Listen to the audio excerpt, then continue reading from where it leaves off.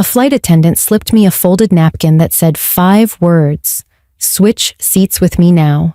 My name is Ren Holloway. I'm 26 years old and I work as a freelance graphic designer in Portland, Oregon. I'm not the kind of person who looks for trouble. I'm the kind of person who avoids it.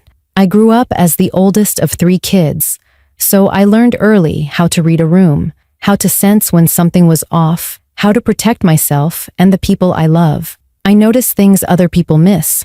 I always have. But that night, at 35,000 feet somewhere over Montana, I didn't see the danger sitting right next to me, not until a stranger opened my eyes. I didn't ask her why. I didn't ask her what was happening. Something in her face told me there wasn't time for questions. I grabbed my bag and I moved. I walked 3 rows back and sat down in a different seat, my heart pounding so hard I could feel it in my throat. 20 minutes later, the man who had been sitting next to me stood up and started screaming. He told everyone on that plane that we were never going to land. He said we didn't understand what was really happening. He reached into his jacket, and for one terrible second, I thought I was going to die. That's when I learned the truth about the woman who saved my life. She wasn't a flight attendant. She was an undercover federal air marshal, and she had been watching the man beside me since before we even took off. If you're new here, make sure you hit that subscribe button and drop a comment telling me where you're watching from tonight. I want to know who's here with me for this story. Now let me take you back to where it all started. It was a Thursday night in late May, and I was sitting in Gate B7 at Seattle-Tacoma International Airport, waiting to board a red-eye flight to Chicago. The departure board said we would start boarding at 10:45 p.m. My ticket said I was in seat 24B, a middle seat near the back of the plane. Not glamorous, but it was the cheapest option, and I wasn't in a position to be picky. I was going home for my little brother's college graduation. His name is Theo, and he's 22 years old, 6 years younger than me. He's the baby of our family, the one who made our parents laugh when the rest of us were too serious, the one who could talk his way out of any trouble he got himself into. He was also the first person in our family to finish a 4-year degree, and there was no way I was going to miss watching him walk across that stage. Our parents, Donna and Ray Holloway, had been planning this celebration for months. My mom had called me at least 10 times in the past 2 weeks to go over the details, what time my flight landed, what I wanted for dinner the first night, whether I had remembered to buy Theo a graduation gift. I told her yes every time, even though I had only bought the gift that morning in a panic at the airport bookstore. I hadn't been home in almost a year. Freelance work keeps me busy, and flights aren't cheap when you're paying your own way.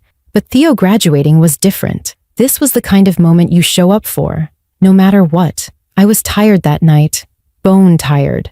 The kind of tired that makes your eyes burn and your thoughts move slow like honey. I had stayed up until 3 a.m. the night before, finishing a logo design for a client who needed it by morning.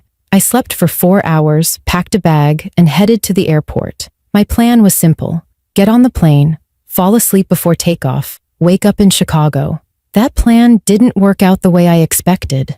When they called my boarding group, I grabbed my backpack and joined the line. The plane was one of those standard domestic jets. Nothing special, about 2/3 full. I found my row near the back and squeezed past the man in the aisle seat to get to my spot in the middle. The window seat was already taken by a teenage girl, maybe 16 or 17, with long brown hair and oversized headphones. She didn't look up when I sat down. She just leaned her head against the window, closed her eyes, and checked out completely. I envied her. I wished I could do the same. The man in the aisle seat was a different story. He looked like he was in his mid-40s, with thinning gray hair and a face that might have been handsome once, but now just looked tired. He was wearing khaki pants and a blue button-down shirt that was wrinkled like he had been traveling all day. When I sat down, he turned to me with a smile that showed too many teeth. "Heading to Chicago?" he asked. I nodded. "Yeah, family stuff." "Nice, nice. I'm Dale, by the way." He stuck out his hand, and I shook it because that's what you do. His palm was damp. "Ren," I said. "Pretty name. Like the bird?" "Yeah, like the bird." I turned away and pulled out my phone, hoping he would take the hint. He didn't. For the next 10 minutes, While the rest of the passengers boarded and the flight attendants did their safety checks, Dale kept talking. He told me he was a sales rep for a medical supply company. He told me he traveled almost every week. He told me his ex-wife lived in Chicago, and that was part of why he was going, even though I hadn't asked. He asked me what I did for work, where I lived, whether I had a boyfriend. I answered in short sentences, 1 or 2 words when I could get away with it. I wasn't trying to be rude, but something about him made my skin crawl. It wasn't anything I could point to exactly. He wasn't threatening. He wasn't aggressive. He was just too much. He sat too close. He leaned in when he talked. He watched me when he thought I wasn't paying attention, and I could feel his eyes on me even when I was staring at my phone. I told myself I was being paranoid. I told myself he was just a lonely guy who wanted someone to talk to on a long flight. I told myself a lot of things that night that turned out to be wrong. The plane took off a few minutes after 11. The lights in the cabin dimmed, and most of the passengers settled in for the 5-hour flight. I put in my earbuds and tried to sleep, but I couldn't relax. Dale had finally stopped talking, but I could still feel him next to me. His arm kept brushing against mine on the armrest. His leg kept shifting closer to my space.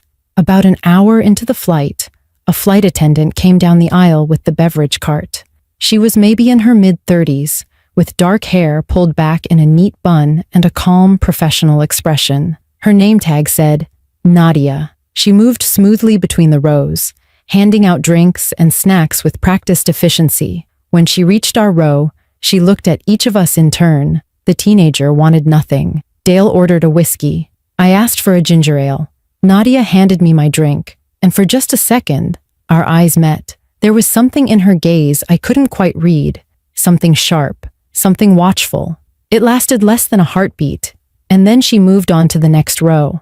I didn't think much of it at the time. I just sipped my ginger ale and tried to ignore the man beside me. I had no idea that woman was about to change everything. The first hour of the flight passed slowly. I couldn't sleep no matter how hard I tried. Every time I started to drift off, Dale would shift in his seat or clear his throat or do something that snapped me back awake. I kept my earbuds in even though I wasn't listening to anything. I just wanted a barrier between us, some small signal that I wasn't interested in conversation. Dale had stopped trying to talk to me, but that almost made things worse. Now he was restless in a different way. He kept fidgeting with his seatbelt, tightening it and loosening it over and over. He kept checking his watch, glancing down at his wrist every few minutes like he was counting down to something important.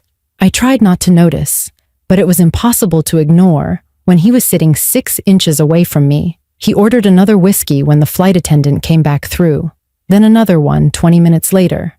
I didn't know how he was getting so many drinks. I thought airlines were supposed to limit alcohol service, especially on late-night flights. But no one seemed to be paying attention to how much he was consuming. No one, except me. By the second hour, Dale's behavior started to change. The friendly chattiness from earlier was gone. Now he was muttering to himself under his breath, quiet enough that I couldn't make out the words, but loud enough that I knew he was doing it. His leg bounced up and down in a rapid, nervous rhythm that shook the whole row. The teenage girl by the window was still asleep with her headphones on, completely oblivious. I wished I could be that unaware. I pulled out my phone and pretended to watch a movie, but I wasn't seeing anything on the screen. All my attention was focused on the man beside me. I could feel the tension radiating off him like heat from a furnace. Something was wrong with him. Something was building inside him, and I didn't want to be there when it broke loose. At one point, Dale leaned over toward me. I flinched before I could stop myself. He didn't seem to notice. He just asked me what time we were supposed to land. His breath smelled like whiskey, sharp and sour. Around 5 a.m., I said. Chicago time. He laughed. It was a strange sound, too loud and too sudden, like a bark. We'll see about that, he said. I didn't know what that meant. I didn't want to know. I just turned back to my phone and tried to make myself as small as possible. My heart was beating faster now, a steady drumbeat of fear that I couldn't quiet down. I thought about pressing the call button to ask a flight attendant if I could move to a different seat. I thought about pretending I needed to use the bathroom and just not coming back, but I didn't want to make a scene. I didn't want to be the paranoid woman who overreacted to a guy who was probably just drunk and anxious about flying. That's when Nadia appeared beside our row. She walked up with the same calm, professional expression she had worn earlier. She smiled at me, a polite customer service smile that didn't quite reach her eyes. Then she leaned down and handed me a folded cocktail napkin. "Excuse me, miss. You dropped this earlier." I looked at the napkin in confusion. I hadn't dropped anything. I hadn't even had a napkin, but something in her voice made me take it anyway. Something in her eyes told me this was important. I unfolded the napkin under the tray table, keeping it low so Dale couldn't see. Inside, written in neat black ink, were 5 words that made my blood run cold. "Switch seats with me now." I looked up at Nadia. She wasn't smiling anymore. Her face was completely neutral, but her eyes were locked onto mine with an intensity that made my breath catch in my throat. She gave me one small nod, just a tiny movement of her chin, almost invisible. I didn't ask questions. I didn't hesitate. I unbuckled my seatbelt and grabbed my backpack from under the seat in front of me. Dale looked at me with annoyance as I squeezed past him into the aisle. "Where are you going?" he asked. "Bathroom," I said without looking at him. Nadia pointed toward a seat 3 rows back on the opposite side of the aisle. It was next to an elderly woman with white hair and reading glasses, a paperback novel open in her lap. I walked to the seat and sat down, my hands shaking so badly I could barely fasten my seatbelt. When I looked back toward my old row, Nadia was already settling into my seat. She pulled a magazine from the seat pocket and opened it casually, like she was just another passenger getting comfortable for the long flight ahead. But I noticed she wasn't reading. Her eyes stayed fixed on Dale, watching his every move. I had no idea what was happening, but I knew one thing for certain. That woman had just saved me from something, and I was about to find out what. I sat in my new seat, with my hands pressed flat against my thighs, trying to stop them from shaking. My heart was pounding so hard I could hear it in my ears. The elderly woman beside me glanced over with a kind smile, but I couldn't bring myself to smile back. I just stared straight ahead at the seat in front of me, my mind racing with questions I couldn't answer. Who was Nadia? Why did she want me to move? What did she know about Dale that I didn't? The questions kept spinning through my head like clothes in a dryer, tumbling over each other without ever settling into place. I wanted answers. I wanted someone to tell me what was happening, but I also knew, deep in my gut, that I needed to stay exactly where I was and keep my mouth shut. From my new seat, I had a clear view of my old row. I could see the back of Dale's head and the side of Nadia's face as she pretended to read her magazine. She looked completely relaxed, like nothing unusual was happening. But I noticed small things that told a different story.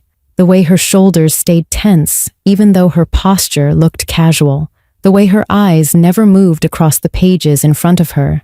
The way her right hand rested on the armrest, fingers slightly curled, ready to move at any moment. She was watching him. She was waiting for something.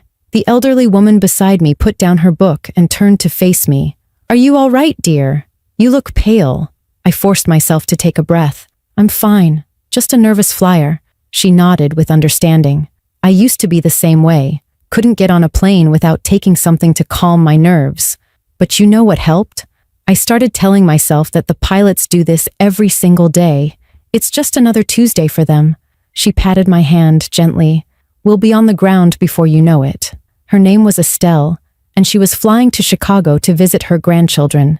She told me about them for a few minutes, her voice soft and soothing. A boy named Marcus, who was learning to play the trumpet. A girl named Lily, who wanted to be a veterinarian. I tried to focus on her words, tried to let them distract me from the fear coiling tight in my stomach, but I couldn't stop glancing toward my old row. I couldn't stop watching Nadia. 10 minutes passed, then 15. The cabin was quiet. Most of the passengers were asleep, their reading lights off, their seats reclined as far as they could go. A flight attendant walked through the aisle collecting trash, her footsteps soft on the carpeted floor. Everything seemed normal. Maybe I had overreacted. Maybe Dale was just a drunk guy with bad social skills, and Nadia was just a flight attendant who noticed I was uncomfortable and offered me a way out. Then Dale stood up. It happened so fast. 1 second, he was sitting still, and the next, he was on his feet, his body rigid and trembling. He turned to face the rest of the cabin, and I could see his face clearly for the first time since I moved. His eyes were wild. His jaw was clenched so tight the muscles in his neck stood out like ropes. "Listen to me," he said. His voice was loud but shaky, like he was fighting to control it. "All of you need to listen to me right now." Passengers started waking up, heads turned. Someone a few rows ahead whispered something to their seatmate. A baby started crying near the front of the plane, a thin wail that cut through the silence. "You think this plane is going to land in Chicago?" Dale laughed. That same sharp bark I had heard earlier. "You think everything is fine? None of you understand what's really happening. None of you see what I see." A real flight attendant hurried down the aisle from the front of the plane, her face tight with concern. "Sir, I need you to sit down. You're disturbing the other passengers." Dale didn't sit down. He turned toward her with his hands raised, palms out, like he was surrendering or maybe preparing to push her away. "Don't come near me. Don't any of you come near me." But Nadia was already moving. She rose from her seat in one smooth motion, calm and controlled, and positioned herself between Dale and the rest of the cabin. Her whole demeanor had changed. She wasn't pretending anymore. She wasn't playing the part of a friendly flight attendant making small talk over the beverage cart. She was a wall, a shield, something solid and unbreakable standing between us and whatever Dale was about to do. "Everyone stay in your seats," she said. Her voice carried through the cabin, steady and commanding. "Stay calm and stay seated." I gripped the armrest so hard my knuckles turned white. Beside me, Estelle had gone completely still, her book forgotten in her lap. The whole plane held its breath, and then Dale reached into his jacket. The moment Dale's hand went inside his jacket, the whole cabin erupted. Someone screamed near the front of the plane. A man a few rows ahead jumped to his feet like he was ready to fight. The baby's crying got louder, a shrill sound that pierced through everything else. I couldn't move. I couldn't breathe. All I could do was stare at Dale's hand, disappearing into his jacket, and wait for the worst moment of my life. But Nadia was faster than anyone I have ever seen. She moved like water, smooth and unstoppable. Before Dale could pull his hand back out, she grabbed his wrist and twisted it hard.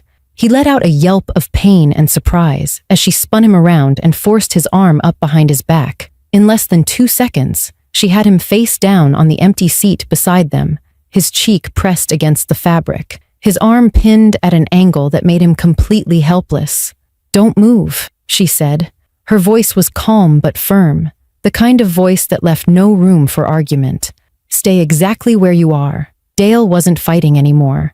Whatever rage or madness had been driving him seemed to drain out of his body all at once. He went limp under Nadia's grip, and I could hear him sobbing, deep, broken sobs that shook his whole body. "I just wanted it to stop," he kept saying. "I just wanted it to stop." 2 men from the seats nearby rushed forward to help, but Nadia waved them back with her free hand. "I've got him. Everyone stay in your seats." She reached into her pocket and pulled out a small black radio that I hadn't noticed before. She pressed a button and spoke into it quickly and clearly. "This is Federal Air Marshal Nadia Chen. I have a passenger restrained in row 24. Situation is contained.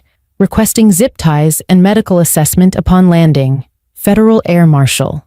The words echoed in my head like a bell. She wasn't a flight attendant. She had never been a flight attendant. She was a federal agent who had been on this plane the whole time, watching and waiting for exactly this kind of situation. One of the real flight attendants hurried over with a set of plastic zip ties. Nadia secured Dale's wrists behind his back with quick, practiced movements. He didn't resist. He just kept crying, his face wet with tears and snot, mumbling words I couldn't understand anymore. I looked down at the floor near their feet and saw what had fallen from Dale's jacket. It wasn't a weapon. It was a small orange bottle of pills, the kind you get from a pharmacy, and a crumpled piece of paper that looked like a letter. The pills had scattered across the carpet, little white tablets rolling under the seats. Whatever Dale had been planning, whatever dark place his mind had taken him to, It wasn't about hurting other people. It was about hurting himself. The next 20 minutes felt like hours. The captain came on the intercom and told everyone to remain calm, that the situation was under control. The flight attendants walked through the aisles, checking on passengers, offering water and reassurance. Nadia stayed with Dale the entire time, speaking to him in a low voice I couldn't hear. At some point, she got him to sit up in the seat, his hands still bound behind him, his head hanging low. When things had finally settled into an uneasy quiet, Nadia walked back to where I was sitting. She crouched down in the aisle so we were at the same level, her face tired but kind. "You did good," she said. "I know that was scary, but you did exactly the right thing." I didn't know what to say. My voice came out small and shaky. "How did you know? How did you know something was wrong with him?" "I noticed him watching you when you boarded," she said. "The way he was talking to you, the way he kept checking his watch, the way his behavior kept getting more erratic. I've been doing this job for 8 years. You learn to recognize the signs." She paused and looked at me with something like respect. "I couldn't explain everything to you in that moment. I just needed you to trust me. And you did. What if I hadn't?" I asked. "What if I had just ignored the note?" Nadia's expression softened. "Then I would have found another way. But I had a feeling about you. You had smart eyes. You were paying attention to your surroundings, even when you didn't realize it. I took a chance that you would understand." She stood up and put a hand briefly on my shoulder. "When we land, there's going to be police and paramedics waiting. They'll want to talk to you, just to get your statement. It won't take long." She gave me a small nod, the same one she had given me before I switched seats. "You're going to be fine, Ren." She remembered my name. I hadn't even realized she had heard it when Dale and I introduced ourselves hours earlier, but she had been listening the whole time, watching, protecting people like me without us ever knowing she was there. The plane landed at O'Hare International Airport just after 5 a.m. Chicago time. The sun was starting to rise, painting the sky outside the windows in shades of pink and orange. It should have been beautiful, but I was too exhausted to appreciate it. My body felt heavy and hollow at the same time, like I had run a marathon without moving from my seat. The captain asked everyone to remain seated while the authorities boarded the plane. 2 police officers came on first, followed by a pair of paramedics with a stretcher.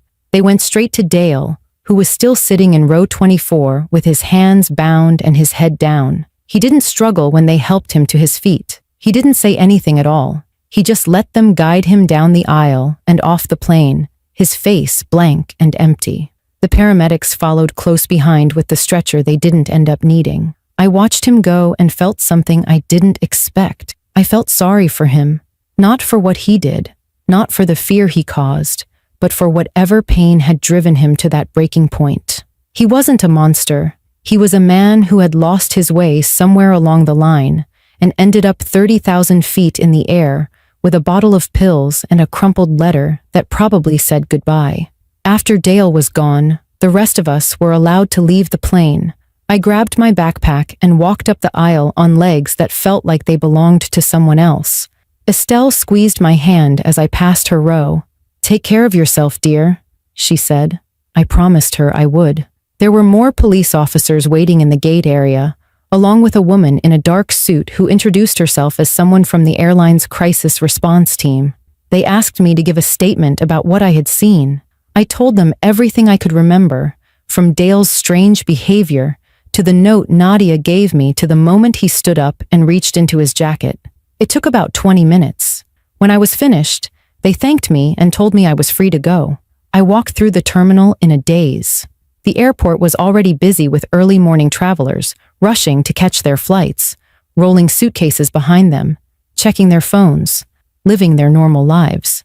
None of them knew what had just happened on the plane that arrived at gate B12. None of them knew how close things had come to going very wrong. I found Theo waiting for me at the arrivals area. He was holding a handmade sign that said, "Ren the Champion," in big red letters with little drawings of birds around the edges. It was the kind of silly thing he always did, the kind of thing that usually made me roll my eyes and laugh. But when I saw his face, when I saw that goofy grin and those familiar brown eyes, something inside me broke open. I walked straight into his arms and held on tight. He hugged me back without asking questions, without saying anything at all. He just held me while I pressed my face into his shoulder and let the tears come. Hey, he said softly after a minute. What happened? You're shaking. I pulled back and wiped my face with the back of my hand. I'll tell you later. It's a long story. He looked at me with concern, the joking big brother energy completely gone. Are you okay? I thought about the question. Was I okay? I had just spent 5 hours sitting next to a man having a mental breakdown. I had switched seats because a stranger slipped me a note. I had watched that stranger take down a grown man in less than 3 seconds. I had given a statement to the police before the sun was fully up.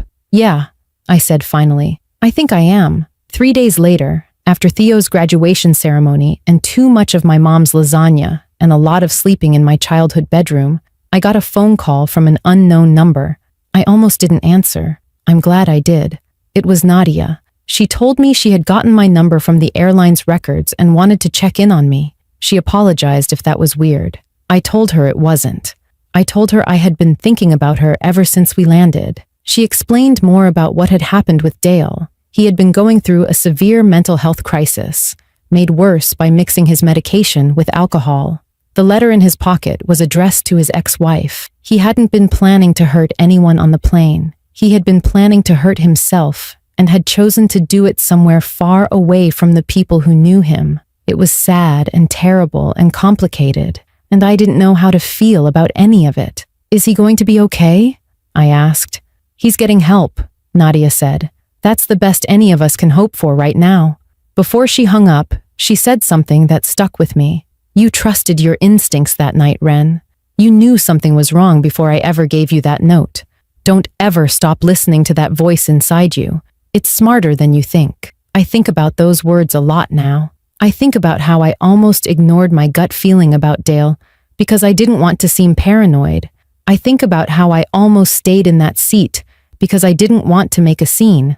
I think about how one small decision to trust a stranger changed everything. We spend so much of our lives trying to be polite, trying not to bother anyone, trying to convince ourselves that our instincts are wrong. But sometimes your instincts are the only thing keeping you safe. Sometimes a folded napkin and 5 handwritten words are the difference between being in danger and being protected from it.